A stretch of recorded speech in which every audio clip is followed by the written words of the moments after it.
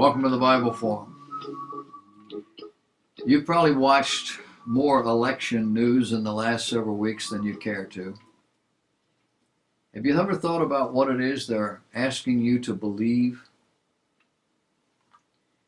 WesternJournal.com had an article this week where it challenged us to realize that in order to accept the current 2020 election results, you must also believe that Donald Trump was pretty much the only incumbent president in U.S. history to lose his re-election bid while his own party gained seats in the House of Representatives. Because that's what happened. Republicans turned out en masse to vote for down ballot people, but didn't vote for their president. It appears the Republican Party has flipped at least 9 seats and perhaps more. Trump garnered 9.7 million more votes than he did in 2016. 72.7 versus 63 million. Yet he is currently losing in the Electoral College count. By the way, Trump's vote tally is the most garnered by any presidential candidate in U.S. history, with the exception of Joe Biden's current 78 million. Biden actually outperformed Barack Obama's 2012 total in Philadelphia by over 23,000 votes. The city is 44% African American.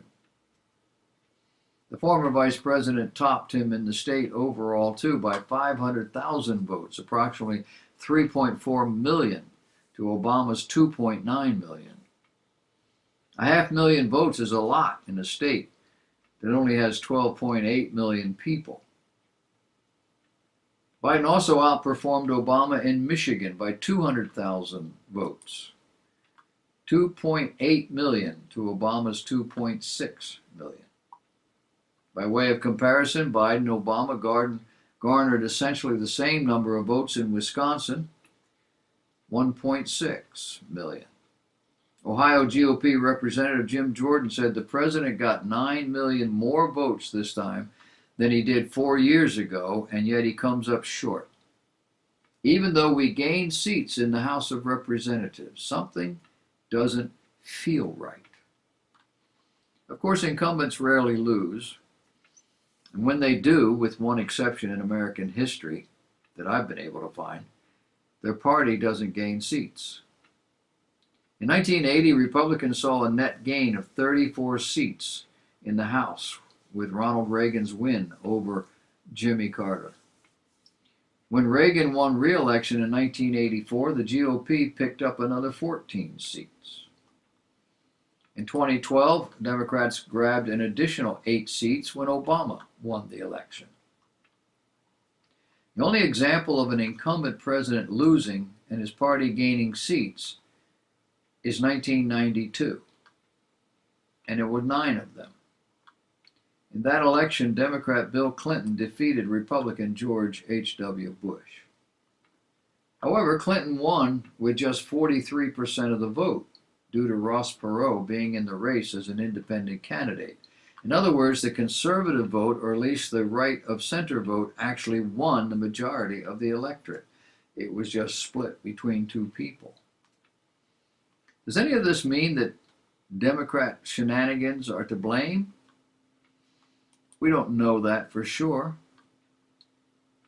But Republicans flipped seats in places as diverse as California, New York, New Mexico, Florida, and Oklahoma, suggesting that the Trump train was helping pull candidates to victory. Are there hundreds of thousands of voters out there who chose Biden at the top of the ticket and the Republican House candidates down ballot? Trump garnered 95% approval rating among Republicans in the weeks leading up to the election.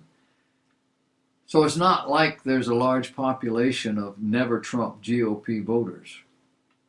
Of course, it could be the independents doing split ballot voting. As they say, we shall see. But as we're learning, probably not. I expect Joe Biden to be the next president of these United States. It is not my desire, but it is what it appears to be. I don't believe he won, but that the system is finely tuned to produce whatever the minders want. And I believe the story about the Venezuelan computer program. What about you?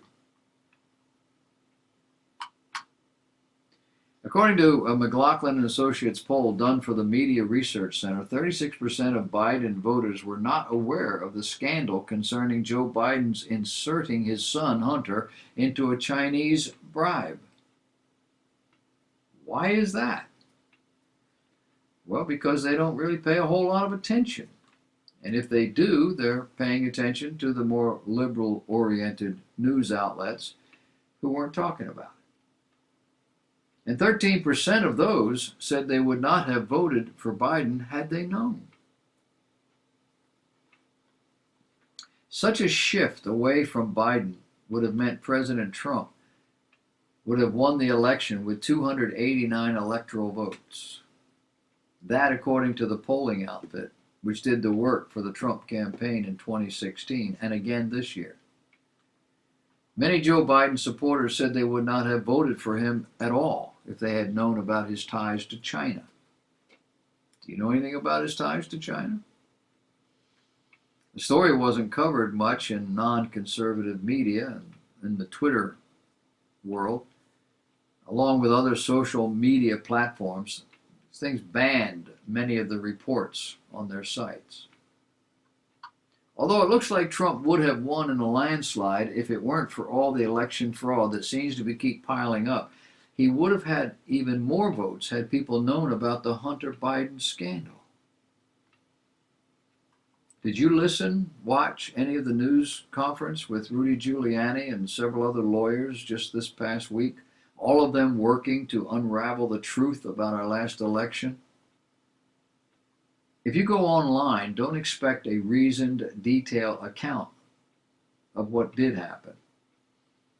ABC, CBS, NBC, all the standard cable news outlets were singing the same song.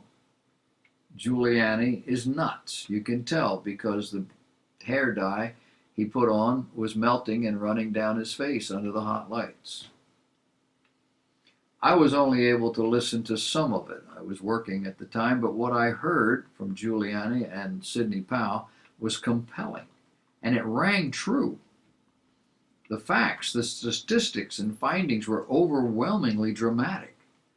A computer program known to be able to change votes, truckloads of ballots showing up out of nowhere, counting that had to be stopped because the computers couldn't keep up, meaning they couldn't handle the switching of Trump votes fast enough. There were that many. Sidney Powell, a woman lawyer, tough woman lawyer, spoke and characteristically made 2 points. Number one, this election was the most corrupt in American history.